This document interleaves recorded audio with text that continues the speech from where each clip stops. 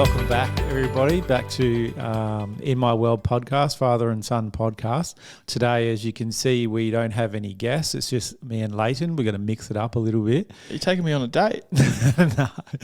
But there's been a lot happening in 20 Talk lately in the media and events. So we're going to just peel back one of those events, which is the 20 Hours for 20 Talk. Leighton, can you tell us about what that is for people who don't have a clue? I mean, you're probably driving on your way to the city or, driving down to the shops and going, what's this 20 Hours for 20 Talk challenge? Yep. Well, let me tell you what that is. Probably 6 months ago at 20 Talk, we were in a bit of a interesting position where we had to figure out a way to make a certain amount of money to make sure that, we could keep the lights on. Yeah. Because this business actually does cost money to operate. Yeah. So, as me and Lucky were brainstorming one day, I had this idea. I said, you know what? If we really get stuck, I'm going to build a little box and put it on West Coast Highway, which is on the coast, the main highway on the coast in Perth. I'm going to sit in it and put a big sign out the front that says, I'm not leaving this box until we raise $100,000. And I was going to sit in there. And as people kind of drove past through the days, I would slowly add up the tally at the front of the box so people could see the progress. We could sit there for a while. Okay, well, I'm glad you didn't do that, and probably the people on West Coast Highway are probably glad as well. Yeah. So, moving forward, we wanted to kind of evolve on that idea.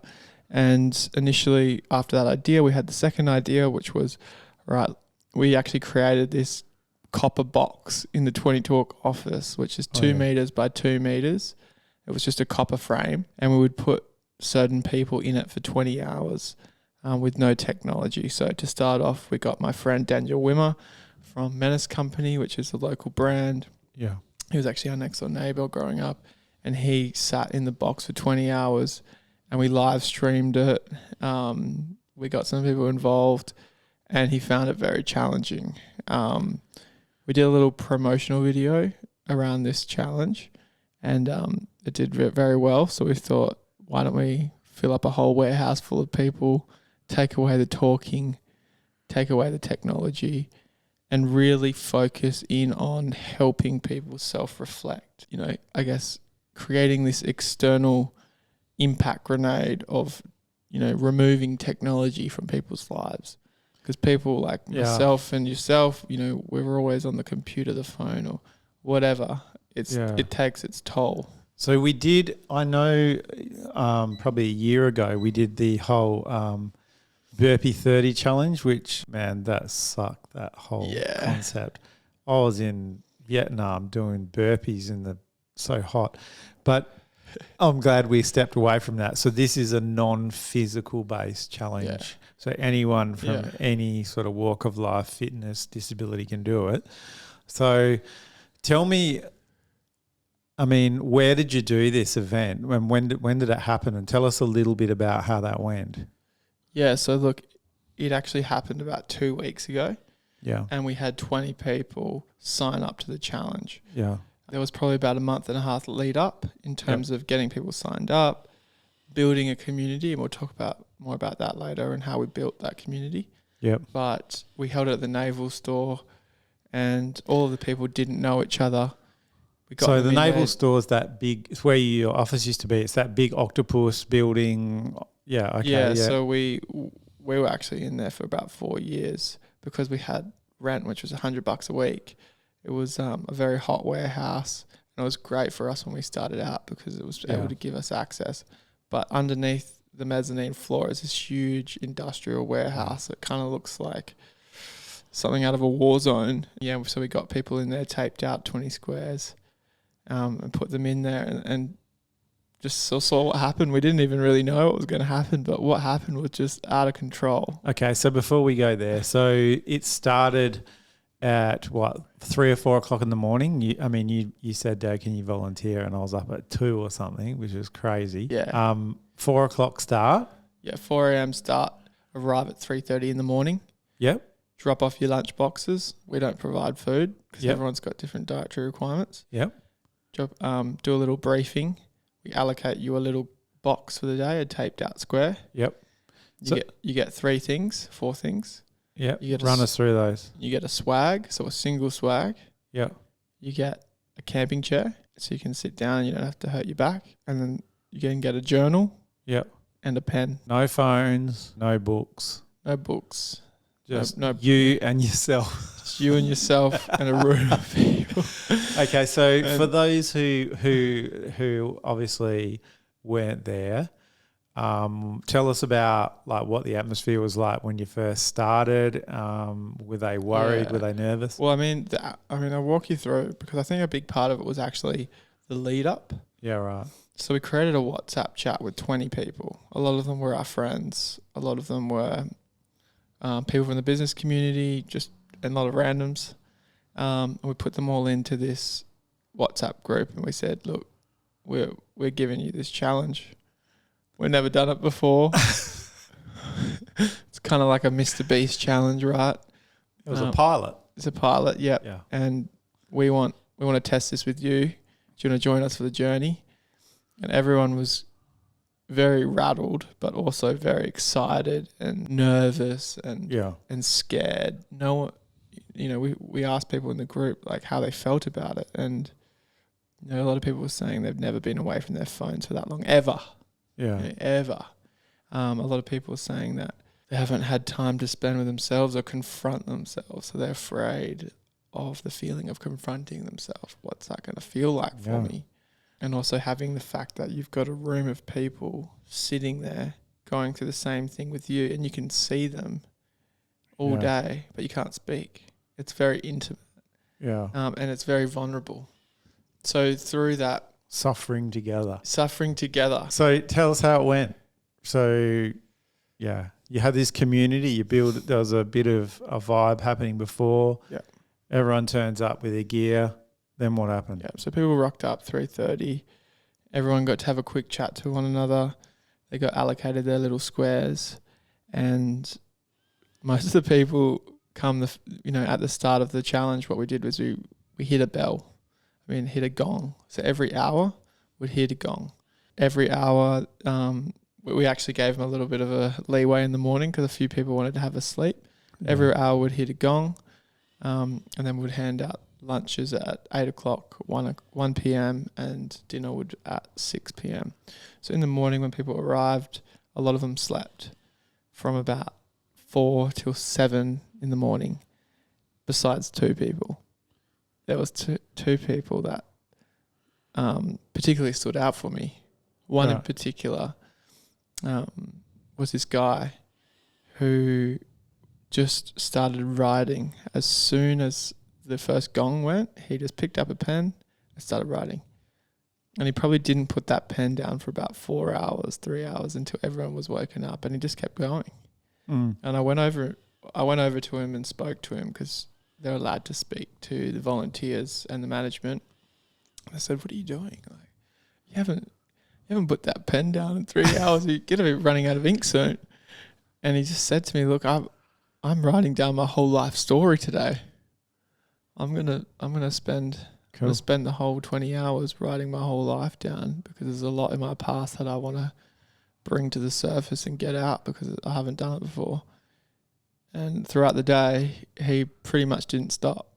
That's an interesting situation. So we potentially got people there that are going to be faced with themselves. It's very difficult, could be challenging. What was the process behind the scenes to ensure that people were okay from a wellbeing point of view? Like what was the strategy there? It's a good question because in some ways this is a very confronting experience for people, and from a psychological safety perspective, we need to have stuff in place to make sure people are looked after. And so what we did with that is every 2 hours, one of our amazing volunteers would walk around and do a little check-in. How are you feeling out of 10? They'd just write it down, and then we'd kind of track them over the day. And if they were starting to get low, deteriorate, we would, have a conversation with them about some options. So there was a strategy in place. Yeah. So did you notice, I mean I was there as well. Yeah, so how did you feel about it when you arrived? What was your kind of feeling when people arrived? Well, it was a bit of a nervous anticipation really. Yeah. But I mean, it was a pretty bizarre concept, but people were fully into it. They were. Fully into it. People were fully into it. There was a couple of people that didn't come with any meals. They did a full fast. So they didn't even eat. One didn't even have a chair. He just had a mat to lay on. He was full hardcore. So people went into it very intentionally that I want to get something out of it, which this is sort of something that we didn't quite expect. We did not expect. No. It. So observations for you. Do you tell me what you noticed? And because this is important, the reason why we're talking about this and we're going on about this is not to bore anyone, but to whet your appetite, because we're going to do this on a larger scale later in the year. Yeah. So we're just. Well, I'll give you a little bit of a taster on taste. the impact, and then we'll go through what happened for the rest of the day. Yep. So one of the key takeaways that I would say, when we both agreed on this before we spoke on the podcast, is selfishly, we actually created this event as a fundraiser. Yeah. It was to solve a financial problem at 20 Talk so we could keep going. Yeah. Which is going to help our impact, right? But I can agree with, both of us. We left thinking this isn't a fundraiser. This is a transformative event for people's lives, where they get the opportunity to confront themselves and to understand themselves. And throughout the day, as time progressed, I will explain later what was happening with people. But yeah, that was my general takeaway from the event. This isn't a fundraiser. Yes, we raised $35,000, but So tell us about, so in relation to the event, what were some of the things that were organised that helped create? Yeah, so we didn't want to just chuck them in the room and go, see you later.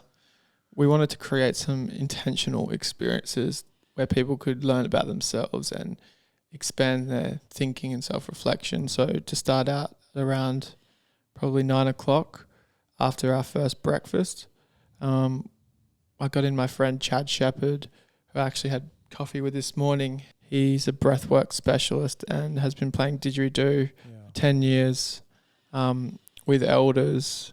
Ernie Dingo, he's been playing with a lot of Indigenous... He's a respected artist. He's a respected artist. Yeah. And so we got him involved to play 40 minutes of didgeridoo. And before that event, he actually did a little bit of a poem describing his experience pretty much being... I got the shivers from listening to it. Yeah, he got injured in an industrial accident where he was unable to move for months, and he was stuck in the bed of a hospital. And the only thing he could do was focus on his breath. He really didn't take any pain medication that whole time, and all the doctors were like, what's going on with this person? And through his breath, he was able to keep himself alive. After that time, he found the didgeridoo and was able to become, quite good at it. So we got him in to share his story and to play 45 minutes of the didgeridoo, and to give the audience a bit of a understanding of how this would feel.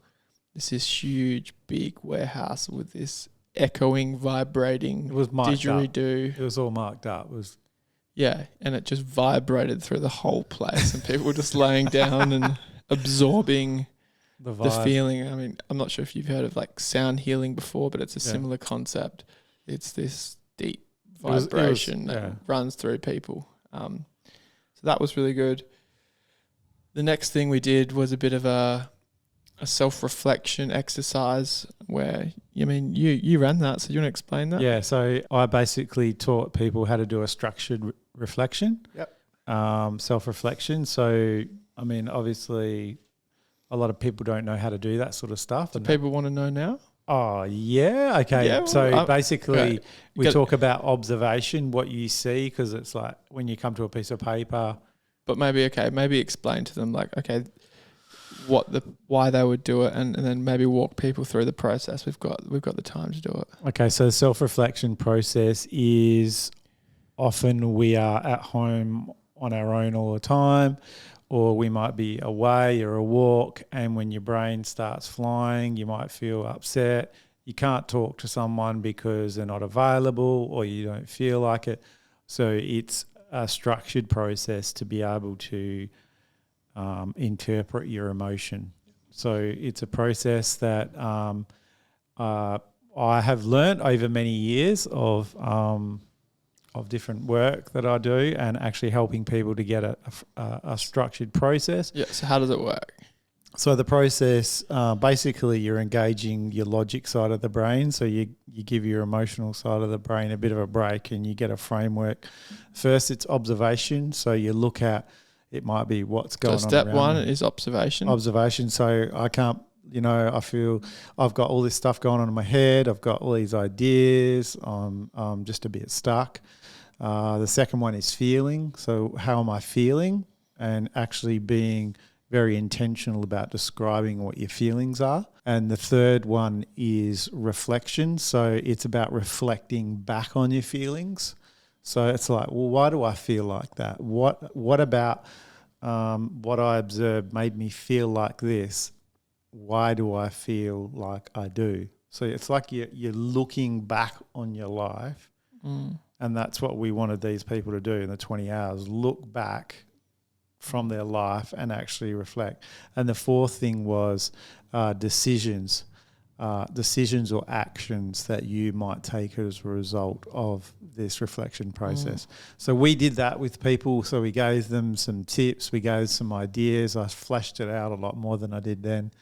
And then they just wrote like crazy. And I think for a lot of people, it was some of the skills that they needed to be able to sit with themselves instead of be distracted. Yeah. Now, because journaling, I mean, anyone can do it, and anyone can just pick up a pen and write, but having that structure, 1, observation, what can I see around me? 2, how am I feeling about that? 3, what's my reflection on that? How do I integrate that into my life? And then 4, what do I actually do about it? What's my action? What's my step forward? I think that's pretty handy. Yeah, it is. Yeah, so we did that, and that worked really well. People really got into that. And then later in the day, we had someone come in and... Meditation. She did a meditation, like a guided, it was like a body scan meditation. It wasn't like hectic. It wasn't spiritual at all. It was just purely an awareness. Getting in tune with your body and learning how to relax into your body. Yeah. So by then we had tea and things were moving along pretty quickly. So I guess not wanting to go on about it too much, your observation was like it was a transformational experience for those who are involved. Anything else? Yeah, I mean, it was definitely difficult. It wasn't for the faint-hearted. It wasn't a walk in the park. It was very evident that people were struggling to keep going, whether that was because they didn't have their phone or because they were forced to be in a cube or to think about their own thoughts and feelings for the first time. I'm not sure 100%, but what I do know, it was definitely a very challenging experience for people. And did anyone quit? No one quit. There was no quits. And what was the feeling after? Because I had to leave just before the end, but tell us about that. Yeah, so for the last 5 hours, we didn't actually have any structured reflection or exercise. It's just pure silence. And that's, from the feedback from a lot of people that did it, they found that the hardest. Yeah. There's nothing going on. So what we did, probably 15 minutes to the end of the challenge, the 12 o'clock at night, me and my mum, who was volunteering as well, we created a little playlist, perfectly curated to kind of get people in the mood to transition back into talking. And so we played this playlist on a really loud speaker and turned all the lights off, and people just kind of really got into it. And then at the end, we rang the final gong, and then I created this sphere of festoon lights. So there's going to be a video on all this coming out later. It'll make sense when you see the video. This circle of light, and then we got everyone to put their seats around this big circle of light, and we did about a 20-minute, 30-minute little reflection on what people got from the event. It's a bit of a kumbaya moment, was it? A little bit. It was just really nice because everyone was sitting there looking at each other, right, for 20 hours, and they couldn't speak to each other. Yeah. Like, it felt like everyone knew each other, but they didn't. Yeah. So it was some people talking to each other for the first time, Yeah, but they'd been observing each other. Yeah, and it was it was very intimate. And one thing that actually stood out to me quite significantly was I got given a little blank book by my friend a couple of days before the event, and I just had it on me. And then I had this idea halfway through the challenge was I'm going to give this to the first participant and tell them to write something in it meaningful about their experience and then pass it on to the next person. Yeah. And so we did that, and the book went around the whole room.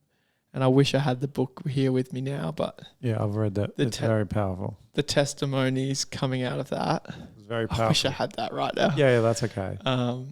But it was a very intimate. It was very profound for the moment. So, how much did we raise? We raised $35,000. So $35,000 is amazing, and that's going to go a long way for mental health in our community. But to me, almost like one of the biggest things that came of it was what we did to help people with their own mental health and well-being. Yeah. So, Leighton, we're going to be doing this later in the year. Mm-hmm. Let's talk about that now. Yeah, so we did 20 people. Yep. We want to try, let's see how many we can do, maybe 50 to 70.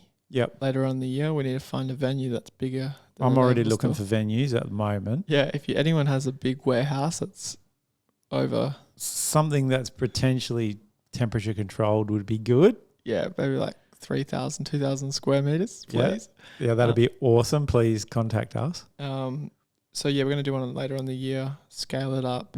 We're going to make this a bit of a regular thing. So whether we do it once or twice a year, maybe even expand it nationally. Yeah.